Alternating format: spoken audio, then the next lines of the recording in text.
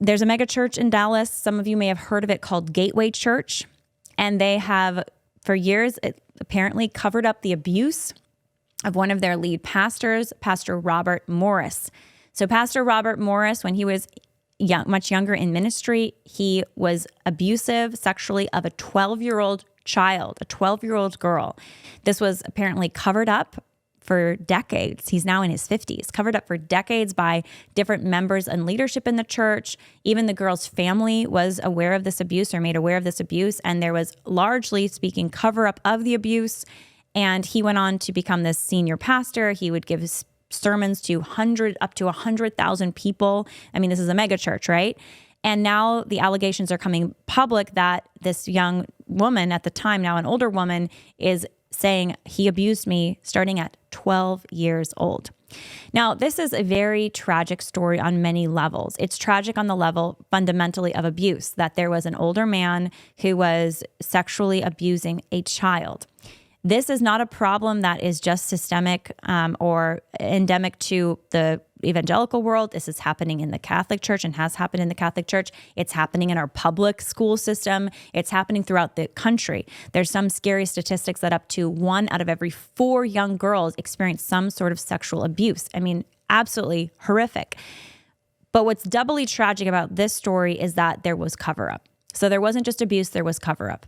And you guys know I'm passionate about this from my work investigating abortion clinics that cover up sexual abuse, and that has happened for decades now. It's still happening at groups like Planned Parenthood. They cover up the sexual abuse of minors, and they give secret abortions when this young girl is being abused by sometimes even a father or a relative or some older person. In this situation, it's the church. It's a community of people who call themselves Christians. And again, this is not just Protestant world. This happens, as you know, horrifically has happened in the Catholic world. It's one thing to commit abuse. It's another thing when the structure around you enables that abuse. And that's what's happened here, because apparently elders and other people in ministry knew about the abuse, never reported it. And there was instead internal reparations that were done, supposedly, where, a sorry was said. I'm sorry was said. And I think there were 2 years taken off of ministry. So there was like this, I'll step away from ministry before I get back into it. But here's the problem. First of all, you got to abide by the law. And thankfully, our law still penalizes sexual abuse as it should. And if someone is abusing a 12-year-old and they're 21, he was 21 at the time, that age gap puts that 21-year-old, it's a position of power that he's in, and that abuse is unlawful. It's against the law, thankfully. That's a good thing that the law prohibits this. So in this case, tragically, that cover-up happened. There was never accountability to the law. There was never accountability about not allowing this person to continue in leadership and in ministry, and they gave him kind of a timeout, and then they let Pastor Robert Morris back into business. Listen, I believe in second chances. I believe in forgiveness. And our faith is all about Jesus Christ's mercy and forgiveness. But when it comes to our institutions and when it comes to protecting children, we should not be giving the abusers of children second chances and putting them back around children. It cannot work. That's why we have a sex offender list, right? That we put people on when they abuse children so that they cannot have a job at a daycare or they cannot be hanging out around a schoolyard, right? That's a good thing. We do not take child sexual abuse seriously enough in this country. We do not take adolescent sexual abuse seriously enough in this country. And that is why it's particularly all the more scandalous and tragic when churches, whether it's a Catholic church or an evangelical church in this case, does not take child sexual abuse seriously enough.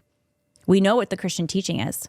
It's better that you have a millstone put around your neck and you're thrown into the sea than you harm one of these little ones. Jesus is all about protecting children. It's better that you die, basically, than you harm a child, is what Jesus is saying. We need to have that spirit of fierce protectiveness infuse the church. The church should take child abuse more seriously than the secular world even. But unfortunately, in many cases, it doesn't.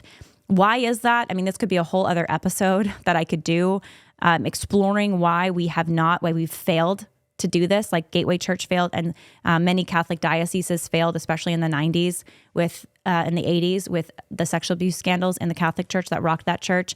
But I think for today, what I want to say is this is good. It's good that this story is coming out. It's good that it's blowing up. It's good that the truth is being told. And it's good that this pastor is going to be stepping down permanently, because it's unacceptable that we have people in leadership who have a history of molesting children.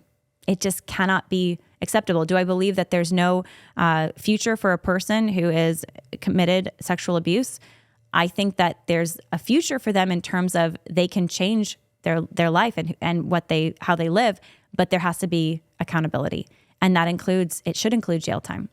And for abusers, I think they can't be rehabilitated into society to then be associating with young children again. We have to draw that bright line. So that's my take on that. Very tragic news there, but we got to take sexual abuse in the church even more seriously than the secular world treats sexual abuse, because children are valuable, they have dignity, and they deserve fierce protection from adults. That is our responsibility, and a sacred responsibility that we have as Christians and Catholics.